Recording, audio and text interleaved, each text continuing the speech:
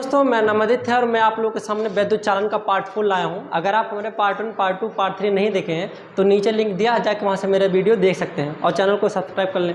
देखिए, प्रतिरोध क्या होता है। प्रतिरोध मैंने इसके बारे में डिस्कस कर चुका है। ये प्रतिरोध आया कहाँ से था? ओम के नियम से। तो बी प्रोपोर्शनल क्या होता है? आई, लेकिन बी बराबर क्या होता है? I R. क्या होता है? बी बराबर आई आर। इसी आर का आज हम डायमेंशन फार्मूला निकालेंगे।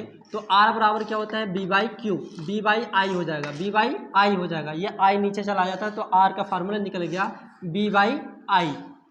अब देखिए बी बराबर क्या होता है। अच्छा, डायमेंशन फार्मूला निकलता कैसे है? अगर हम आप देखे होंगे, आप क्लास 11 में पढ़े होंगे कि जो भी संपूर्ण अगर कोई फिजिक्स है, पूरा फिजिक्स जीरो से लेकर हम पूरे बात करें जहाँ तक फिजिक्स बना हुआ है, वो केवल 7 ही मूल राशियाँ होती हैं। कितने राशियाँ होते हैं? 7 मूल राशियाँ होती हैं। और इसी सातों से मिलकर हर एक चीज़ बना हुआ है। जैसे उस सातों में कौन कौन सा चीज़ आता है और भी मैंने पढ़ा चुका हूँ। क्या क्या आता है? द्रव्यमान आता है, समय आता है, दूरी, विद्युत धारा, ताप, ज्योति तीव्रता, पदार्थ की मात्रा, यही सब आते हैं। तो क्या विद्युत धारा इसके अंदर आता है? बिल्कुल आता है। लेकिन क्या वोल्ट विभवांतर इसके अंदर आता है? नहीं आता है। क्या प्रतिरोध इसके अंदर आता है? नहीं आता है। अगर द्रव्यमान डायरेक्ट आ जाए, यहाँ आ जाए द्रव्यमान, तो हम द्रव्यमान का हम डायरेक्ट डायमेंशन फार्मूला लिख देंगे m। यहाँ समय आ जाए तो इसका डायरेक्ट डायमेंशन फार्मूला क्या हो जाएगा? समय t। दूरी आ जाए तो दूरी को क्या लिखेंगे? l। तो ये होगा डायरेक्ट डायमेंशन फार्मूला। लेकिन अगर बात हम r और v की करें तो क्या r और v मूल राशियां हैं? नहीं है। तो ये मिलकर बना हुआ है, ये मिलकर बने हुए हैं, तो इन्हें कहेंगे व्युत्पन्न राशियां। अब इसका डायमेंशन फार्मूला निकालने में थोड़ा कठिन होगा, तो चलिए निकालते हैं। देखिए बी बराबर क्या होता है? W by Q. बी बराबर क्या होता है? W by Q. बी विभवांतर है। एकांक आवेश को एक बिंदु से दूसरे बिंदु तक लाने में किया गया कार्य क्या कहलाता है? विद्युत विभवांतर कहलाता है।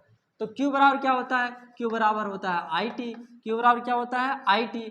क्योंकि हमारा जो डब्लू है, डब्लू भी मूल राशियों में नहीं होता है और ना ही क्यू होता है। तो क्यू बराबर आई टी और डब्लू बराबर क्या होता है? F into S. बल भी, जो बल हो, ये विस्थापन है। विस्थापन मतलब दूरी। दूरी क्या इसके अंदर आता है? जी बिल्कुल आता है। तो दूरी का डायरेक्ट डायमेंशन फार्मूला एल हो जाएगा। और बल किससे किससे मिलकर बना है? एफ बराबर एम ए बना किससे? मीटर पर सेकंड स्क्वायर वेग और समय से। तो बल का डायरेक्ट डायमेंशन फार्मूला लिख दे रहा हूँ, एम एल टी के पावर -2। और यहाँ दूरी का हो जाएगा इंटू एल। तो इसका डब्लू का डायमेंशन फार्मूला हो जाएगा एम एल स्क्वायर टी के पावर -2। डायरेक्ट फार्मूला ये हो गया। अच्छा, अब क्यू की डायमेंशन फार्मूला निकालें तो क्यू का देखिए, यहाँ जो आई है, वैद्युत धारा क्या मूल राशियों में होता है? बिल्कुल होता है। समय होता है? बिल्कुल होता है। तो आई का डायरेक्ट हो जाएगा ए और समय का हो जाएगा टी। इसका क्यू का डायमेंशन फार्मूला मेरा निकल गया। अब देखिए आर बराबर होता है बी बाई आई। तो बी बराबर क्या होता है? डब्ल्यू बाई क्यू और नीचे हो जाएगा इंटू आई। और डब्ल्यू का जो डायमेंशन फार्मूला होता है वो हो जाएगा एम एल स्क्वायर टी के पावर -2 और इंटू क्यू का डायमेंशन फार्मूला कितना होता है? A T. क्यू का कितना हो जाएगा? A T. और आई वहाँ बचा तो आई का क्या हो जाएगा? इंटू ए। अब यहाँ देखिए, ये जब गुणा होंगे तो हो जाएगा एम एल स्क्वायर टी के पावर -2 अपान ए स्क्वायर। ए इंटू ए बराबर ए स्क्वायर और यहाँ इंटू टी। अब देखिए ए के पावर 2 है और यहाँ टी के पावर 1 है। टी के पावर कितना है? 1। अब ये संख्या को अगर हम पलटते हैं तो जो चिन्ह होता है वो चिन्ह क्या होंगे? बदल जाएंगे। तो चिन्ह जब बदलेंगे तो यहाँ हो जाएगा, देखिए यहाँ पे हो जाएगा एम एल स्क्वायर टी के पावर -2, टी के पावर -2। और ये जब ऊपर जाएंगे तो ए के पावर -2 हो जाएगा। क्या हो जाएगा? ए के पावर -2 और यहाँ टी के पावर 1 है, इसको ऊपर जाएगा तो टी के पावर -1 हो जाएगा। अब देखिए ये आर का ही निकालना है। अब देखिए एम कहीं नहीं है तो यहाँ एम लिखेंगे, एल स्क्वायर कहीं नहीं है तो यहाँ एल स्क्वायर लिखेंगे। टी के पावर -2 और टी के पावर -1 तो हो जाएगा टी के पावर -3 और यहाँ ए के पावर -2 हो जाएगा। ये मेरा प्रतिरोध का डायमेंशन फार्मूला निकल गया, जो बहुत ही इम्पोर्टेंट है, बहुत ही इम्पोर्टेंट है। हम बात अब विशिष्ट प्रतिरोध या प्रतिरोधकता की करते हैं। ये विशिष्ट प्रतिरोध और प्रतिरोधकता एक ही चीज़ है। या तो आप विशिष्ट प्रतिरोध बोलिए और चाहे आप प्रतिरोधकता बोलिए। स्पेसिफिक रेजिस्टेंस या रेजिस्टिविटी, इसको हम रो से रिप्रेजेंट करते हैं। किससे रिप्रेजेंट करते हैं? रो से। कोई पूछे ये प्रतिरोधकता क्या होता है, तो प्रतिरोधकता क्या होता है, वैद्युत क्षेत्र E और धारा घनत्व, क्या धारा घनत्व को किससे रिप्रेजेंट करते हैं, J से। इसके अनुपात को, वैद्युत क्षेत्र और धारा घनत्व के अनुपात को क्या बोलते हैं, प्रतिरोधकता या विशिष्ट प्रतिरोध। अब ये E है, वैद्युत क्षेत्र बराबर क्या होता है, B/L, क्या होता है, B/L। अगर आप हमारा पुराना वीडियो नहीं देखें जिसमें इन सब के बारे में ऑलरेडी डिस्कस कर चुका, तो भी देख सकते हैं, नीचे है। और ये J क्या है, धारा घनत्व। तो ये धारा घनत्व क्या होता है, तो धारा घनत्व J बराबर होता है I/A, क्या होता है, I/A। अगर आप वो वीडियो नहीं देखें तो आपको ये समझ में नहीं आएगा। तो J बराबर क्या होगा, I/A, और E बराबर क्या होता है, B/L। तो रो का एक फार्मूला तो ये है, ये हो गया, लेकिन दूसरा फार्मूला हो जाएगा E बराबर क्या होता है, V/L, B/L, और नीचे J है तो इस J का मान हो जाएगा I/A। A कहाँ जाता है, ऊपर जाएगा, तो B/L इंटू A/I।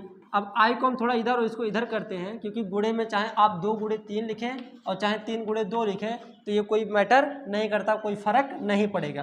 तो इसको हम लिख सकते हैं B/I और यहाँ इंटू A/L।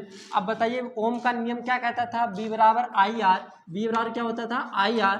तो R बराबर क्या होगा, B/I, R बराबर क्या होगा, B/I। तो यहाँ जो B/I है वो किसका मान है, R का मान है। तो यहाँ रो बराबर हो जाएगा R इंटू A/L। ये प्रतिरोधकता का एक फार्मूला ये भी निकल गया। अगर इसका हम मात्रक देखें तो R का मात्रक क्या होता है, ओम। R का मात्रक क्या होता है, ओम। R का मात्रक क्या होता है, ओम। और इस क्षेत्रफल का मात्रक क्या होता है, मीटर स्क्वायर। मतलब लंबाई भी मीटर में, चौड़ाई भी मीटर में, तो मीटर बराबर मीटर स्क्वायर हो जाता है। तो ये मीटर स्क्वायर और बटे नीचे लंबाई है, तो लंबाई का मात्रक भी मीटर होता है। तो मीटर कट गया तो क्या आया, ओम मीटर। क्या आ गया, ओम मीटर।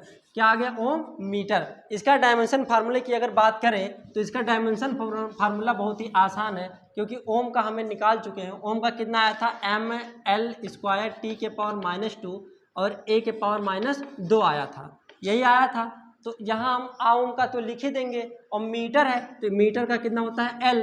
अब L करेंगे तो कितना आ जाएगा, ml³ T⁻3, यहाँ 3 था, और यहाँ हो जाएगा A⁻2। मतलब क्या फ़र्क पड़ा, केवल L से मल्टीप्लाई कर दे तो ये मेरा किसका आ जाता है, रो का मेरा डायमेंशन फार्मूला आ जाता है। करते हैं अब विशिष्ट चालकता क्या होता है, तो पहले विशिष्ट चालकता को रिप्रेजेंट करते हैं सिग्मा से। किससे रिप्रेजेंट करते हैं, सिग्मा से। तो सिग्मा बराबर होता है, ये विशिष्ट चालकता क्या है, तो विशिष्ट चालकता प्रतिरोधकता के व्युत्क्रम को या विशिष्ट प्रतिरोध के व्युत्क्रम को विशिष्ट चालकता कहते हैं। तो आप वहाँ पे प्रतिरोधकता और विशिष्ट चालकता को किससे रिप्रेजेंट किए हैं, रो से। तो अर्थात इस रो का जो व्युत्क्रम होता है यही कहलाता है मेरा, क्या कहलाता है, विशिष्ट चालकता कहलाता है। अब इस रो बराबर क्या होता है, तो रो बराबर 2-3 फार्मूला है। तो रो बराबर अभी आप एक फार्मूला निकाले हैं E/J, एक फार्मूला ये निकाले हैं। तो अगर मैं E/J रो बराबर रख दूं, अगर इसका उल्टा कर दूं तो J/E आएगा कि नहीं आएगा, मतलब J/E आएगा कि नहीं, क्योंकि E/A रखेंगे E/J तो उल्टा हो जाएगा। तो सिग्मा बराबर क्या हो जाएगा, J/E। अब मैं अगर इसका मल्टीप्लाई कर दूं तो J बराबर क्या होगा, सिग्मा इंटू E। एक फार्मूला मेरा ये निकल गया, एक फार्मूला मेरा ये निकल गया। और वहाँ रो बराबर आप निकाले हैं RA/L, क्या निकाले हैं, RA/L। तो सिग्मा क्या है, इसी का उल्टा क्या हो जाएगा, L/ρRA, L/RA। ये होगा मेरा विशिष्ट चालकता का फार्मूला। कितने फार्मूला हो गए, 2 फार्मूला, 1, 2 और 3 फार्मूला हो गए। अब यहाँ देखिए अगर इसका मात्रक की बात करें तो जो प्रतिरोधकता का मात्रक था वो कितना आया था, ओम और मीटर, ओम मीटर। लेकिन ये इसका उल्टा है। अगर ये नीचे ओम मीटर लिखेंगे, अगर ये ऊपर जाएगा तो क्या हो जाएगा, ओम मीटर के पावर -1, क्योंकि नीचे था, ऊपर जाएगा तो क्या हो जाएगा, ओम मीटर इनवर्स। या आप ऐसे बोलें ohm inverse into metre inverse. ये इसका मात्रक हो गया और डायमेंशन फॉर्मूला आप लोग निकाल सकते हैं। ये देखिए ये कार्बन प्रतिरोध क्या होता है। अब तीसरा हेडिंग है, ये कार्बन प्रतिरोध क्या होता है। तो कार्बन प्रतिरोध को 2 भागों में बांटा गया है। कार्बन प्रतिरोध दो भागों में बांटा गया। पहले ये बताइए कार्बन प्रतिरोध है क्या, आप लोगों ने देखा है? आप कभी कभी हर कोई भी सर्किट होता है, कोई भी सर्किट निकालिए, चाहे चार्जिंग का हो या कुछ एलईडी बल्ब निकालिए, तो उसमें कुछ इस तरीके से बने होंगे। ऐसे पतला सा बना होता है और उसी पे ऐसे ऐसे होगा और इसी पे ऐसे रंग लगा होता है। क्या ऐसे रंग लगा होता है, रंग लगा होगा और ऐसे ऐसे जुड़ा रहता है, ऐसे ऐसे जुड़ा रहता है, तो वही क्या कहलाता है, कार्बन प्रतिरोध। लेकिन ये जो रंग होते हैं, इन रंगों का भी मतलब होता है। अभी हम सब कुछ बताने वाले हैं। कार्बन प्रतिरोध किसे कहते हैं? तो कार्बन प्रतिरोध दो भागों में बांटा गया है। एक तार आबद्ध, क्या, एक तार आबद्ध प्रतिरोध, एक तार आबद्ध प्रतिरोध, और दूसरा होता है कार्बन प्रतिरोध। क्या? कार्बन प्रतिरोध। देखिए ये प्रतिरोध होता है, ये कह रहा है तार आबद्ध मतलब तार से जुड़ा होता है। तो जब ये तार से जुड़ा होगा तो इसको क्या किया जाता है, तार आबद्ध प्रतिरोध को क्या कैसे बनाया जाता है? ये मिश्र धातुओं को लपेट कर बनाया जाता है। ये मिश्र धातु क्या होता है?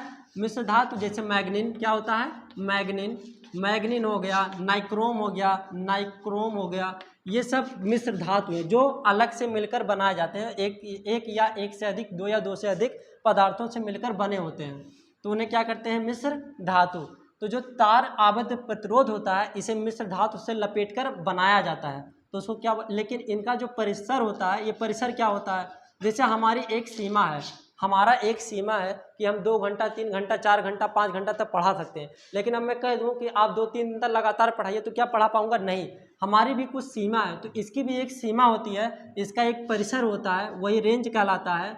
इसका जो रेंज होता है, ये 1 ओम से लेकर, इनका जो प्रतिरोध का परिसर होता है 1 ओम से लेकर कुछ 100 ओम तक होता है। लेकिन ये थोड़ा महंगे मिलते हैं। और ये जो कार्बन प्रतिरोध होता है, ये कार्बन के तार को लपेट कर बनाया जाता है। ये कार्बन के तार को प्रतिरोध को लपेट कर बनाया जाता है। ये थोड़ा महंगे होते हैं और इसके जो बनाने के लिए भाई लंबा हमको बहुत तार लेना पड़ेगा, उसको लंबाई की मात्रा ज़्यादा है और इसमें कुछ नहीं लेना पड़ेगा, तो ये सस्ता भी होता है और ये कार्बन तार से लपेट कर बनाया भी जाता है। तो जब ये कार्बन तार से इनका जो परिसर होता है, ये कुछ ओम से लेकर 100 मेगा ओम होता है। मेगा ओम मतलब क्या होता है? 10 के पावर 6 ओम होता है। तो ये समझ सकते हैं कि इनका जो परिसर होता है ये बहुत ज़्यादा हाई होता है और जिसका कम होता है। तो कार्बन प्रतिरोध आपको समझ में आया। अब हम यहाँ देखिए, ये जो कार्बन प्रतिरोध का वर्णक्रम है, ये मतलब क्या होता है? जो मैंने अभी बताया कि जो आप देखे होंगे कार्बन प्रतिरोध को, तो उसके ऊपर रंग लगाया होता है। क्या लगा होता है? रंग। उन रंगों का भी कुछ मतलब होता है। मतलब क्या होता है भी बता रहा हूँ। देखिए, इसका जो हम रेजिस्टेंस आपको फार्मूले में क्वेश्चन में दिया होगा, तो पहले आप फार्मूला देख लीजिए। यहाँ पे आपको 3 रंग होंगे। क्या? 3 रंग होंगे, A, B, C, और एक चौथा होगा D। तो अगर मैं इसका प्रतिरोध निकालूं तो R बराबर होता है AB, मतलब जो पहला रंग होगा, दूसरा अंक नंबर होगा, उसका हम नंबर लिखेंगे कि चौथे नंबर पे आता है, और यहाँ लिखेंगे गुणे 10 के पावर, अगर यहाँ जो C होगा, जो तीसरा नंबर है, उसको पावर में लगाएंगे, और यहाँ प्लस माइनस, ये जो चौथा होगा उसको हम D% में लिखेंगे। मतलब ये दक्षता बताता है कि उसकी क्षमता कितनी है। तो इसका प्रतिरोध का फार्मूला हम निकाल लेंगे। अब यहाँ देखिए, अगर हम बात की ये करें कि सर जी ये जो रंग है, इन रंगों का वर्णक्रम है क्या, तो आप शॉर्टकट फार्मूले में BB रॉय, क्या BBROY, BB Roy great Britain very good wife. और यहाँ होता है सिल्वर, यहाँ होता है सिल्वर, और होता है गोल्डन, सिल्वर और गोल्डन, और यहाँ नो, मतलब इसका बाद में अभी डिस्कस करते हैं, पहले इसका डिस्कस करते हैं। ये B फॉर होता है ब्लैक, B फॉर क्या होता है? ब्लैक। और ये होता है ब्राउन, ये होता है रेड, O से ऑरेंज, Y से येलो, G से ग्रीन, B से ब्लू, Y से वायलेट, G से ग्रे, और W से वाइट। इनका जो नंबरिंग होता है वो 0 से स्टार्ट, 0, 1, 2, 3, 4, 5, 6, 7, 8 और 9। कैसे याद करेंगे?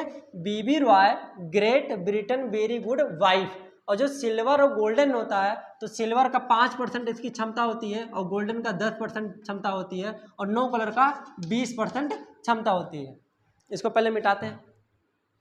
सिल्वर है, ये जो सिल्वर है, इसका सिल्वर की जो क्षमता होती है वो 10% होती है, और गोल्डन का जो क्षमता होता है वो 5% होता है। अगर कोई कलर नहीं है, 9 कलर का कितना होता है? 20%। जैसे इसका जो फार्मूला था वो क्या था? R बराबर AB, गुणे 10 के power c plus minus d percent, plus minus d percent. तो आपसे कह दूँ, क्वेश्चन आएगा आपसे, यही क्वेश्चन ले लेता हूँ और कह दूँ कि एक कार्बन प्रतिरोध जिसका पहला लाल, पीला और हरा है, क्या लाल, पीला और हरा, लाल, पीला और बैगनी ले लेते हैं, क्या लेते हैं, बैगनी ले लेते हैं। और यहाँ जो दे लेते हैं उसको हम लिख दे हैं गोल्डन, क्या है, गोल्डन। अब इसका प्रतिरोध हम कैसे निकालेंगे, तो यहाँ देखिए R बराबर हो जाएगा, अब बताइए ए के दर पे क्या है, लाल, क्या है, ए के दर पे लाल, वो सार्थक अंक इसका कितना है लाल का, तो देखिए ब्लू, ब्लैक, ब्राउन, रेड, तो रेड का कितना है 2, तो रेड का कितना हो जाएगा 2।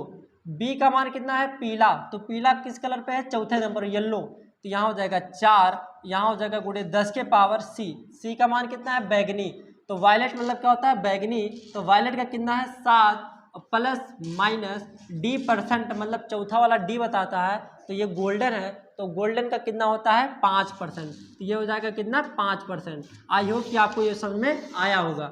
अब इसी का क्वेश्चन अगर मैं बदल देता हूँ, आपसे कह दूँ कि अगर ये डी परसेंट ना दिया हो, अगर यहाँ पे कुछ नहीं दिया है, तब क्या करेंगे, तब यहाँ से डी हटा देंगे, तब ये मेरा आंसर हो जाएगा। अगर यहाँ लाल, पीला, बैगनी है, लाल, पीला, हरा है, तो लाल का हो जाएगा 2, पीला का कितना हो जाएगा 4 और हरा का, ग्रीन का कितना हो जाएगा 8, तो 10 के पावर क्या हो जाएगा 8। तो ये भी आपको समझ में आया। अब चलिए इसको थोड़ा मिटाते हैं। हम लोगों ने कार्बन प्रतिरोधों का तो देख ही लिया, कार्बन प्रतिरोध क्या होता है। हम कल के वीडियो में देखेंगे पार्ट 5 में, क्योंकि वीडियो ज़्यादा बड़ा है तो उतना अच्छा नहीं लगता, उतना मज़ा नहीं आता है। तो हम क्या करेंगे, पार्ट 5 में हम केवल सारा का सारा न्यूमेरिकल लाएंगे और आई होप की कोशिश करेंगे कि आप लोगों को पूरा का पूरा न्यूमेरिकल ज़्यादा से ज़्यादा करवा दें। तो मिलते हैं अगले क्लास में। जय हिंद, जय भारत। अगर वीडियो पसंद आए तो लाइक कीजिए, सब्सक्राइब। मिलते हैं अगले क्लास में। जय हिंद, जय भारत।